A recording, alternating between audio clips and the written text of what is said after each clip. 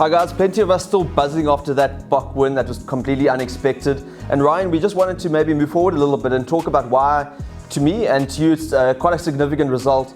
And the main points that I think are really important is just the fact that there's been so much doubt about whether the Boks are finding the game plan and the blueprint that they want to move forward with. And to me, they found it perfectly in that game in Wellington, where they backed their defence and they played without the ball pretty much, and they managed to win doing that. They only had 25% of possession, but the defensive performance was out of this world, and it just showed what they're capable of. And it was savage defense, where they were brutal in the double hits. They made a number of really good individual reads. For me, that was an outstanding way for them to show that they've got the defensive capabilities that have perhaps been a little bit doubtful over the previous games this season, because we've seen them being exposed at times out wide on defense, but they really got it right against the biggest and the best team, and on a very difficult environment playing away from home. Beyond that, I'm sorry, just to also talk about moving forward and looking to the World Cup, I think it's significant because I do believe that belief that they would have gained from just getting over the All Blacks, because so often you see the Boks maybe produce a performance like that, as they did in Newlands last year, and then falling just short. This time they were able to hold on for the win, and I think belief will really have grown in the ability to not only compete, but to beat the All Blacks. Right, so I agree with you on all those fronts, and it had Rassie's mark all over it. I say that because and again, I know he wasn't the coach of the Stormers in 2010, he was the director of rugby, but by all accounts, he was intricately involved in the day-to-day running of that Stormers team. And the mark of that team, if you recall, was their defense was immense. And so to start to see that come through with the Springboks now is very encouraging, because test matches, generally speaking, are won on the strength of your defense and the execution of your defensive strategy. That's not to downplay what the Boks done on attack, which is critical as well. And I saw, after the Springboks scored, after the All Blacks scored that early try, the Springboks then found some momentum through their phase play, and the All Blacks had no answer. They were pounding the line and getting across the gain line, and that allowed them to control the tempo of the attacking play. And you see what the All Blacks do to any side in the world. They control the tempo and attack and defense. So they look to control the tempo and attack and defense, and they usually do that easily.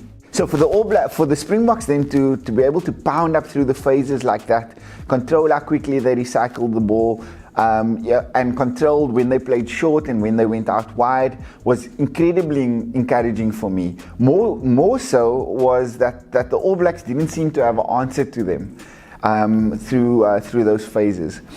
And when you marry those two, you have a recipe for incredible success. And just speaking more broadly, I was so encouraged that, and I know I take a lot of heat for this, that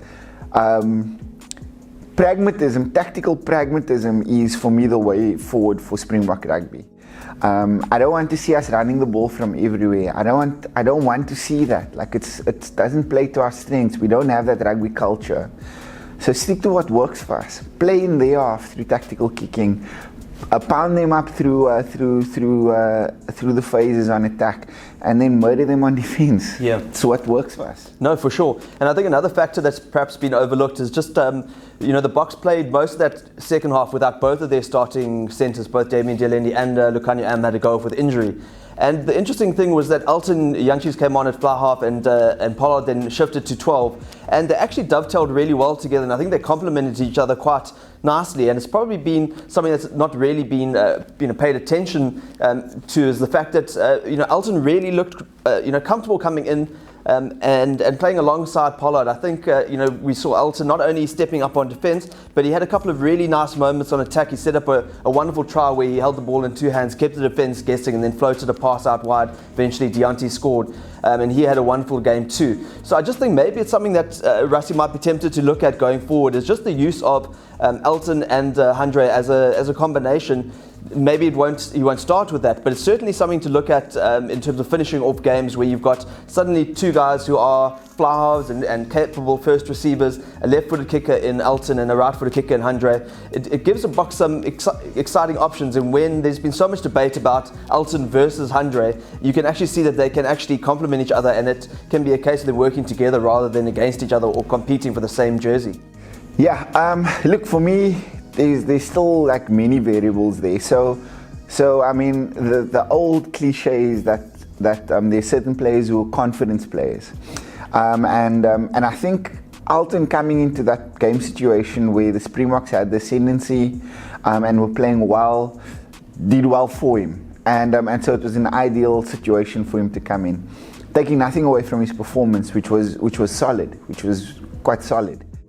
The big challenge for Elton is always starting a test and steering the ship, so to speak, and I think he's been shown up there. So my view is that he's in that context he's not a test player, but I think the confidence thing is critical, because at the Lions is a culture of winning, and generally whoever they go up against they're fairly confident of beating, and have been for the last 3 years, and that kind of plays to the psychology, I think, that the way Elton is wired. A step up is too much for him as a starter, in my view. The other issue is Handre at 12. Like, because of the way the Boks want to play, I'm concerned about Handre at 12, because generally your inside centre in Rassie's kind of setup is taking the ball to the line a lot, and not only taking the ball to the line, but taking contact and trying to get across the gain line and pounding it up that way and using it as a kind of a departure point or a launch pad for the phases thereafter. So it depends on how much value we place on Handre. It could cut his career short by a couple of years. I'd like to see him play for a long time, and him playing at inside centre, even if it's for the last quarter of a game, can shorten his lifespan. So I've got concerns around that, but definitely there was more good about that combination than there was bad. Yeah. And then one other combination we wanted to talk about, and has been a debating point as well, is that back row balance that the Boks have had.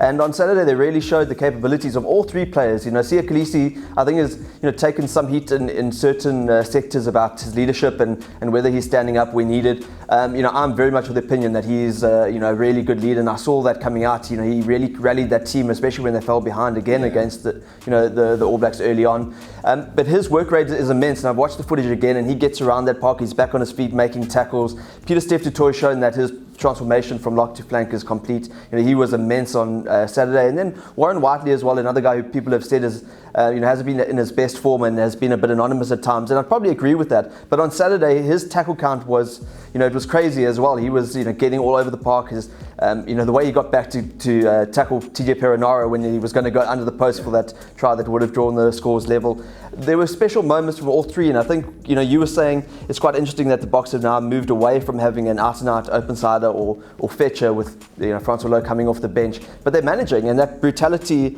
and physicality they've got in the back row really served them well. Maybe it's not for every game, but they showed against the All Blacks it can work. Yeah, so the key to playing in a team without a specialist open side flank is dominating the collisions on defense, right? So it becomes less important then for an open sider to kind of scramble for a turnover, and that's what the Boks did this Saturday. They dominated the majority of the collisions, and they scrambled well on defense. So you put an onus then on certain key members in that 15 to do a job for you on the ground. So Malcolm Marx, for instance, Damien Dialende at inside centre is critical in that regard. Needless to say, the back rowers, there's a job for them to do there as well. But the onus is really on the collective to dominate the collisions, when you're playing without a specialist open sider. And I like that Russia set that bar pretty high and gone like, this is going to be a defining characteristic of what we do, right? And there's no excuses. There can't be an excuse afterwards. Oh, I didn't have an open side. I didn't have a specialist open side flank. I like that. But things need to go right for you in the game for that then to be a success. It's a high risk strategy in my view, but not one that I would go, there's no future for this, and we should scrap it now. It is a high risk strategy, but if they can replicate that week on week, then there shouldn't be any issue. Yeah. And then Ryan, I think just wrapping up and touching briefly on what it means for the Boks going forward. They've obviously got 2 home games now against the Wallabies and then the All Blacks again.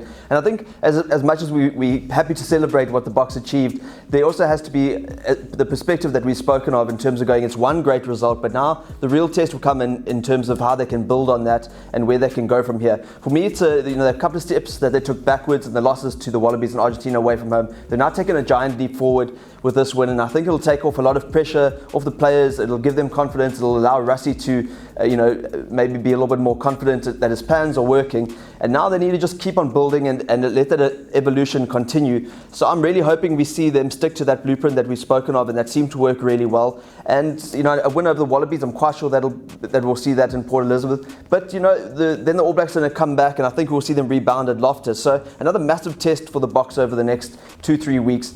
But encouraging signs that we've been speaking of, and they really came to fruition, and that's encouraging. So I think we can confidently say that the plan seems to be there, it's working, and over the next 12 months going to the World Cup, this result will stand them in good stead. What was significant about that win as well was that there was a clear identity to that Springbok team, right? This is what they wanted to do, they attempted to execute in that way, and executed excellently, and then came out to the end result that they wanted, and so that for me was critical, a critical outcome of that game.